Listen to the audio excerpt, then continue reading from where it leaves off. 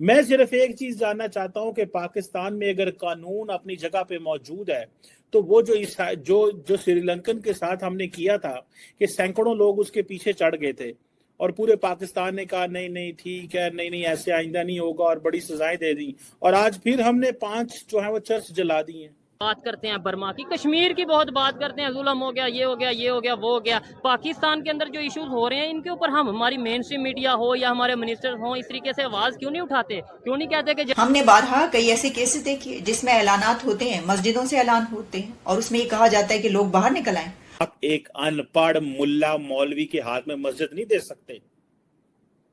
آپ ایک بندہ اس نے جا کے مسجد بنا لی اور کہا جی میں ایسے کر لوں گا، آپ ایسے نہیں کر سکتے۔ ان پڑھ ملا مولوی کے ہاتھ میں مسجد نہیں دے سکتے۔ انڈیا کے ساتھ بہتر کرو، ترقی کر جاؤ گے۔ اچھا، یہ آپ بات اتنی دعوے سے کیسے کر سکتے ہیں؟ میں انڈین میں رہ کے آیا ہوں نا، محنتی لوگ ہیں، وہ بے ایمان نہیں ہیں۔ سنسیئر ہونا پڑے گا، ملک کے لیے ہمیں سنسیئر ہونا پڑے گا۔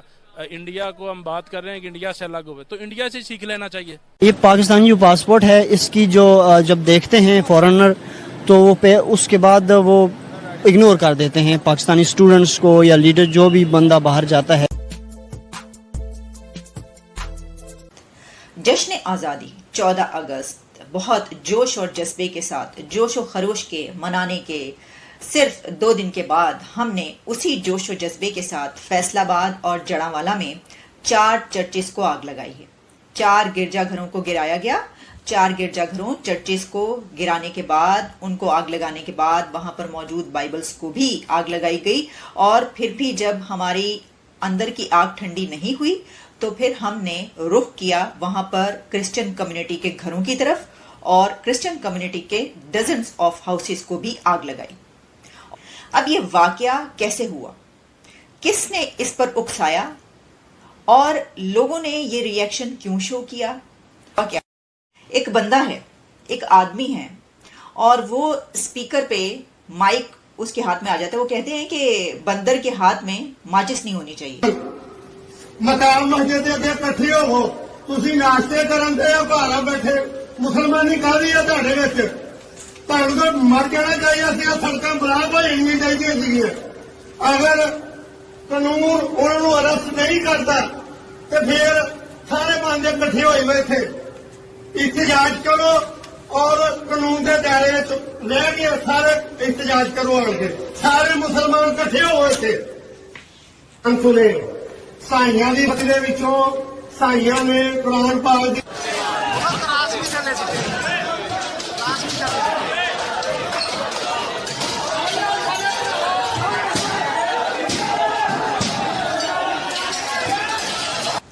جب آپ اپنے مائک ایسے لوگوں کے ہاتھوں میں دیں گے تو یہ تو ہوگا۔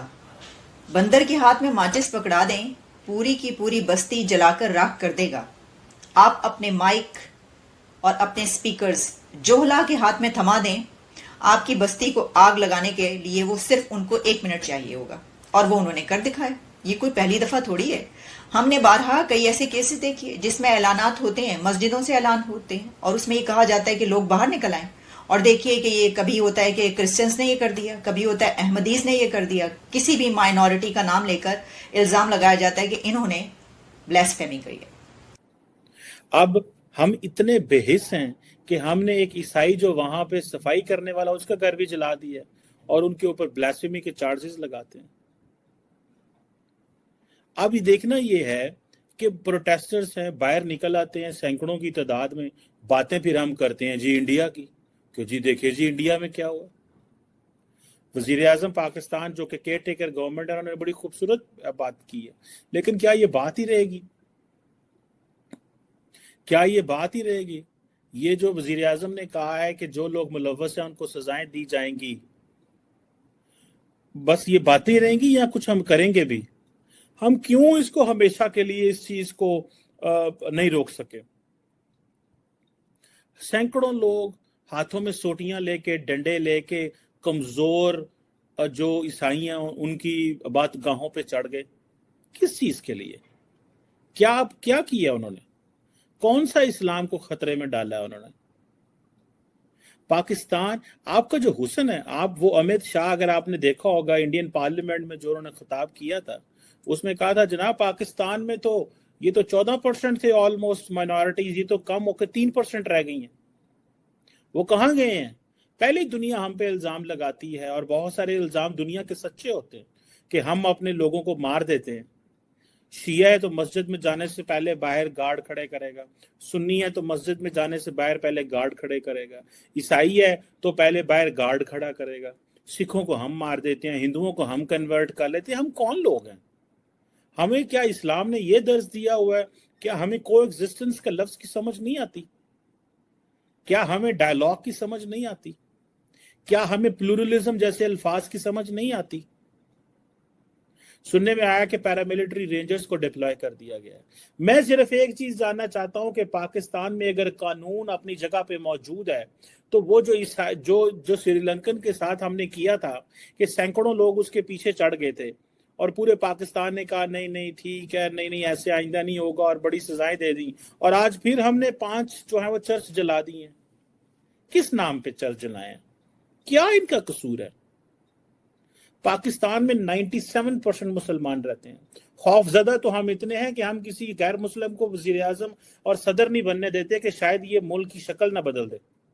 और जो मुसलमानों ने मुल्क की शक्ल बना के रखी हुई है उसकी वो तो आप देखें तो आपको वैसे ही शर्मिंदगी की बात है।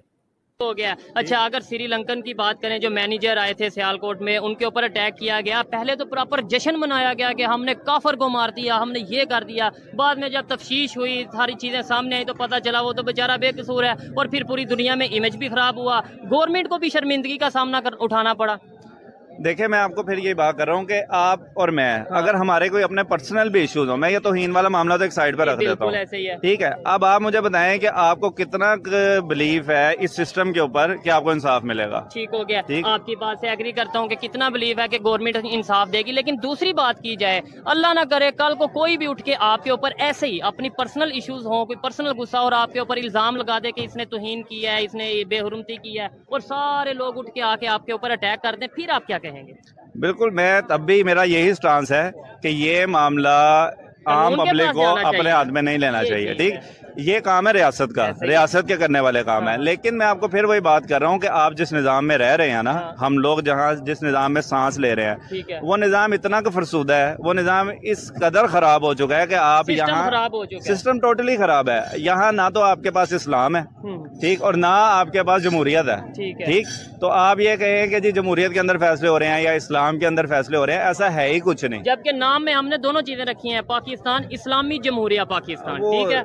नाम में आप इसको कहें कि नाम नेहाद इस्लामी जमहूरिया पाकिस्तान, ऐसा कुछ नहीं। लास्ट में मुझे ये बताइएगा कि हम बात करते हैं फलस्तीन की, बात करते हैं बर्मा की, कश्मीर की बहुत बात करते हैं, जुल्म हो गया, ये हो गया, ये हो गया, वो हो गया। पाकिस्तान के अंदर जो इश्यूज हो रहे हैं इनके ऊपर हम, हमारी मेन स्ट्रीम मीडिया हो या हमारे मिनिस्टर हो, इस तरीके से आवाज क्यों नहीं उठाते? क्यों नहीं कहते कि जड़ावाला में जो वाकया हुआ बहुत अफसोसनाक है? क्यों नहीं कहते कराची में जो मंदिर को अगर डिमोलिश किया जाता है, सिंध में अगर फोर्स कन्वर्जन होती है या माइनॉरिटीज को नुकसान पहुंचाया जाता है, अफसोसनाक है? हम इसके ऊपर क्यों बिल्कुल चुप कर जाते हैं? नहीं नहीं, महफूज है, सब महफूज है।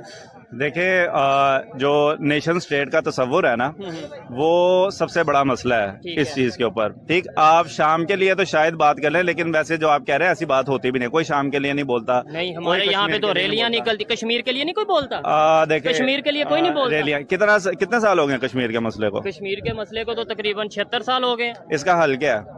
हल बात की बात है। मैं ये कह रहा हूँ, रैलियां अभी कल नहीं निकली, अभी परसों नहीं निकली। हल का तो मैं, अगर मेरे से पूछा जाए, मैं कहूँगा टेबल